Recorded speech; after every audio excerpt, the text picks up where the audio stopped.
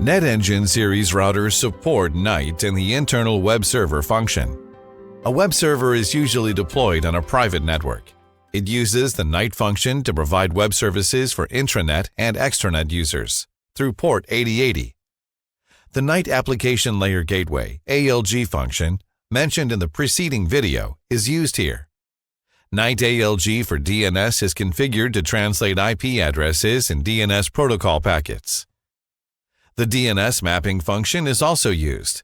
If intranet users have to use a domain name to access an intranet server, but no DNS server is deployed on the intranet network, then these users must access the intranet server through an extranet DNS server. In this scenario, the DNS mapping function must be configured. With the DNS mapping function enabled, once a DNS solution packet reaches the NAT device will search for a DNS mapping entry. Upon finding a static IP address entry based on the DNS mapping entry, it will obtain the private IP address mapped to the public IP address, and then replace the public IP address with the private one in the DNS resolution result, and finally forward the result to the user.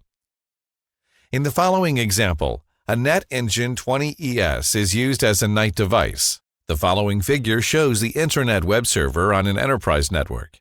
An intranet web server connects to the internet through a NAT device to provide web services for intranet and extranet users. The DNS server is on the external network. The intranet web server is assigned the private IP address 192.168.0.100 with a 24-bit mask. The public interface of the NAT device is assigned a public IP address with a 24-bit mask. The configuration results are as follows.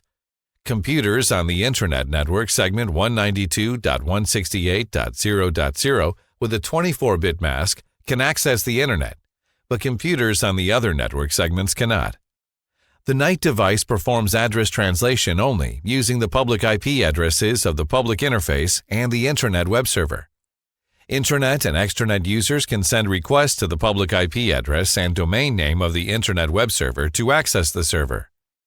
Before configuring the NAT device, let's take a look at the configuration roadmap.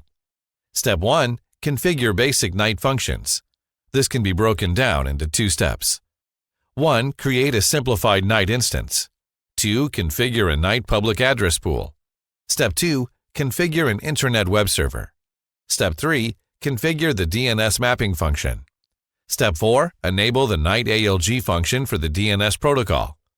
Step 5. Configure and apply a NAT traffic diversion policy. Step 6. Configure a static route. Now let's move on and learn how to configure the NAT device. Step 1. Create a simplified NAT instance named NAT1.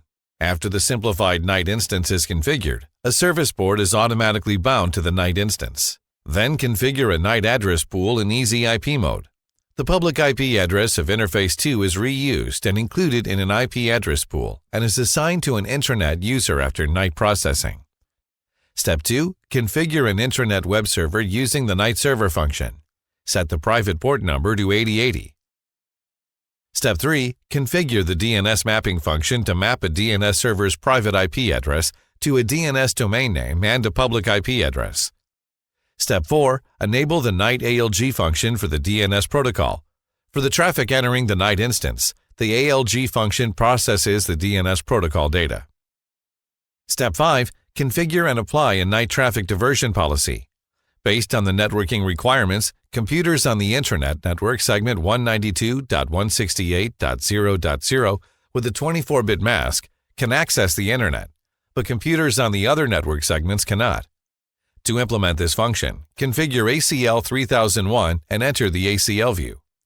Create ACL Rule 1 to allow only the users on network segment 192.168.0.0 to access the internet through NAT.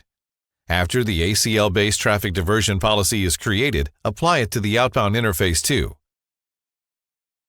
Step 6. Configure a static route and set its next top IP address to the IP address of a peer interface on the public network side.